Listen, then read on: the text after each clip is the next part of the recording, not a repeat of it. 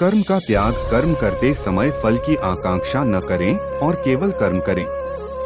आत्मा का आदित्यता, आत्मा अविनाशी है और शरीर केवल एक धारणीकरण है।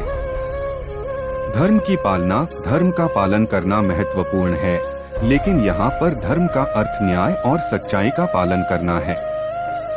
अहंकार का त्याग, अहंकार को छोड़कर हमें सबको एक समान दृष्टिकोण से देखना चाहिए। योग का मार्ग, योग के माध्यम से आत्मा को परमात्मा से मिलाना है।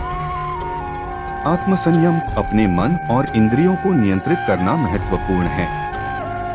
कर्मयोग, कर्मयोग के माध्यम से अपने कर्मों को भगवान के लिए समर्पित करें।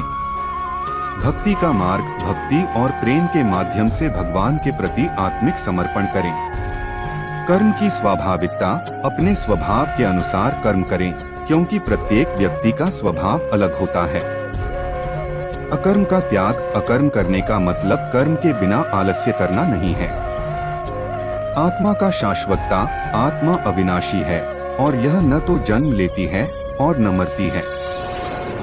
ध्यान का महत्व, भगवान को ध्यान में रखकर शांति प्राप्त करना महत्वपूर्ण है।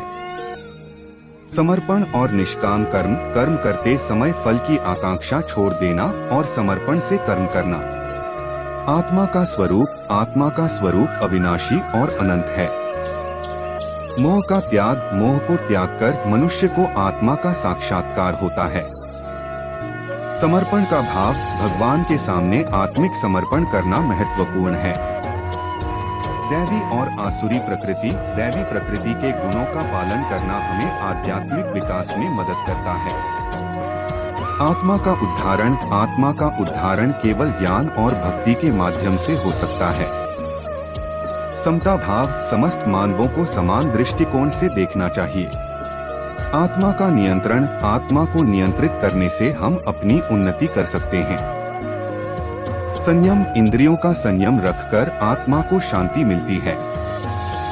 आत्मा की पारंपरिकता, आत्मा जन्म और मृत्यु के परंतु परमात्मा के साथ अविनाशी है। आत्मविश्वास रखना आत्मा की उन्नति के लिए महत्वपूर्ण है।